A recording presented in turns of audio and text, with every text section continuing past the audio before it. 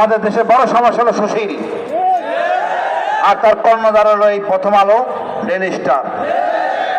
এনারা নিজেদেরকে কি মনে করেন জানি না, এনারা মনে করেন দাড়ি টুপি নীতি সম্প্রদায়ের। পরিষ্কার বুঝাই দিতে হবে আমাদের হাদি মাওলানা ভাষা নেই, এরা মাদ্রাসা ব্যাকগ্রাউন্ডের। তো ছোট করে দেখার কিছু নাই। দেশে যত বিপ্লব হয় এই বড় আরামে থাকা লোকজন বিপ্লব করেন না, যুদ্ধ করেন না। আপনি দেখেন একটা জুলাই বিপ্লবে কোনো নেতাদের নাম নাই, তার ছেলেদের নাম নাই।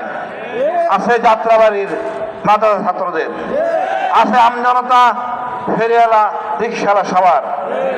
প্রথম আলো নিঃশেষ হয়ে যাবে, প্রথম আলোকে পড়বে না, আমরা পড়া বন্ধ করে দেব। আরে ভাই আগুন লাগালো ঠিক আছে, কে লাগাইলো বলেন না। আপনার ওখানে তো ভিডিও ক্যামেরা থাকার কথা, আপনার এখানে ফায়ার এক্সটিংগুইশার থাকার কথা, সেগুলি কোথায়? আপনার ডিউটি কোথায়? আপনি তো নিজেকে নিরাপদ রাখেন নাই। এখন আপনি ৭৪ ধারা ব্যবহার করতেছেন আলেমদের বিরুদ্ধে। খুব সহজ টার্গেট। আমি মনে করি আমরা সকল আলেম যদি এক হই, ওই সুশীল সব পালাই যাবে। এক হওয়ার কথা শুনে আমাদের সময় এখন এক হওয়ার। ৫৪ বছর অনেক ছাড় দিয়েছি এই সুশীলদের উপর ভরসা করে। এরা দেশটাকে বিক্রি করছে, টাকা পাচার করে বিদেশে বাড়িঘর বানাইছে।